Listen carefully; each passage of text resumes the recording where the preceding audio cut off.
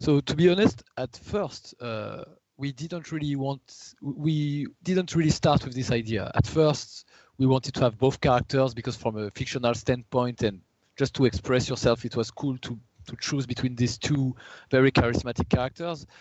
But yeah, of course, during development, it really it was really obvious that at some point we were going to make them different gameplay wise, and we did. And clearly, at first, that's exactly what we were afraid of. We were afraid of balancing, like, is Corvo stronger than Emily, or the contrary?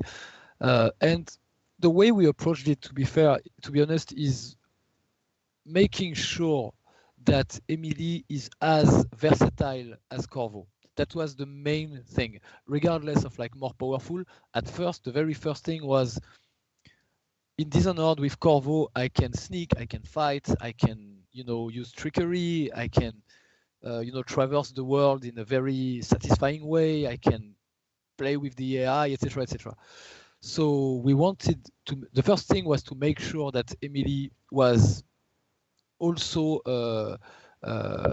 as versatile, because we didn't want to make two character classes, like a warrior and a thief. Like, that was clearly not the intention.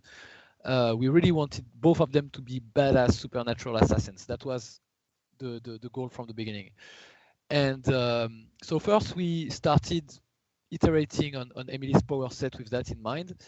And whenever we and then yeah, the balancing was not made one relative to the other, but both were balanced toward the game. That's what I mean. It's more like we didn't look at them and each time say, oh, this is more powerful in Corvo's arsenal and this is more powerful in Emily's. It was more, does this power break the game?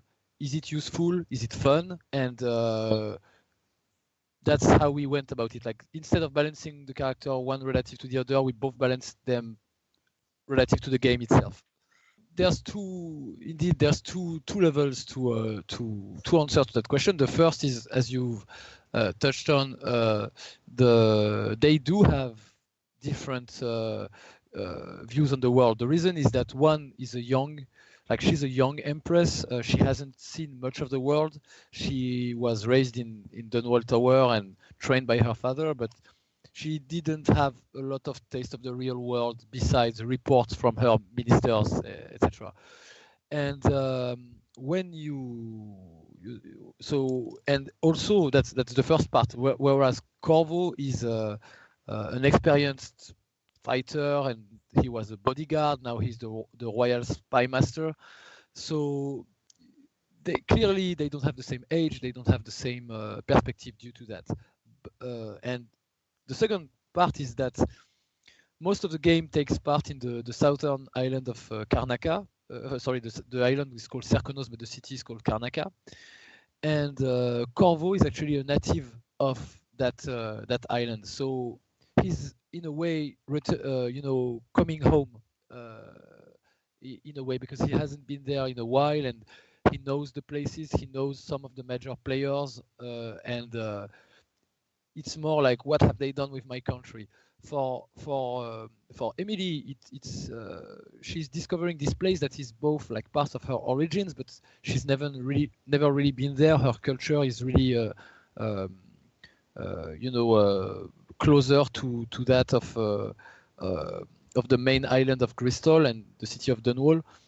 So for her, it's more like both an encounter of the real world and of this city. Whereas for Corvo, it's been there, done that. I'm fed up with these things, and at the same time, I'm coming home. And that's from the narrative point of view. Now, how much does it differ? To be really honest, the campaign is the same, the missions are the same, the storyline is more or less the same, but you get, again, a different perspective in the dialogue. Some characters will, of course, bow down to Emily as an empress, and some characters will recognize Corvo from the first game, returning characters and things like that. But it doesn't branch the story in a major way. The missions are the same.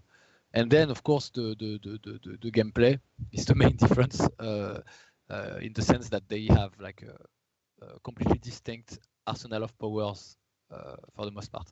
I think this time one thing we wanted to do, like from the start when we decided to go to this island, to Serkonos, we wanted it to feel like a threatening place. It's not because it's a sunny environment. It's not that it's because it's you know, in the southern hemisphere, that we wanted it to feel like a vacation place, you know.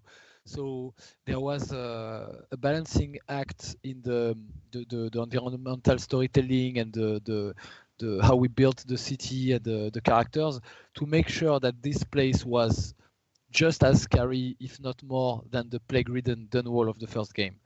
And that is a lot through the political situation that is very dire there.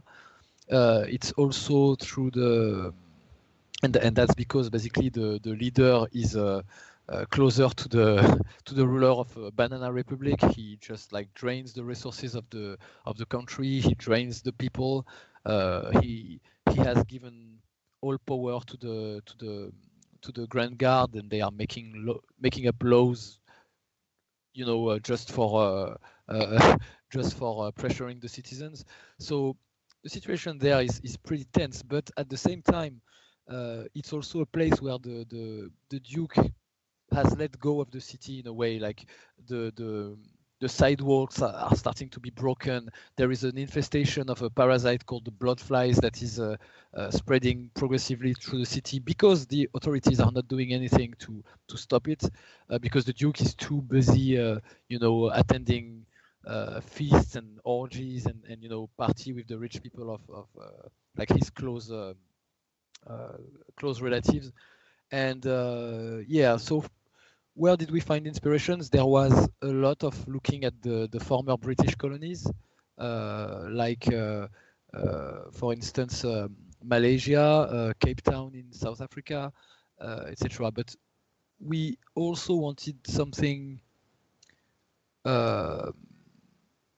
like I think the main inspiration was probably Cuba.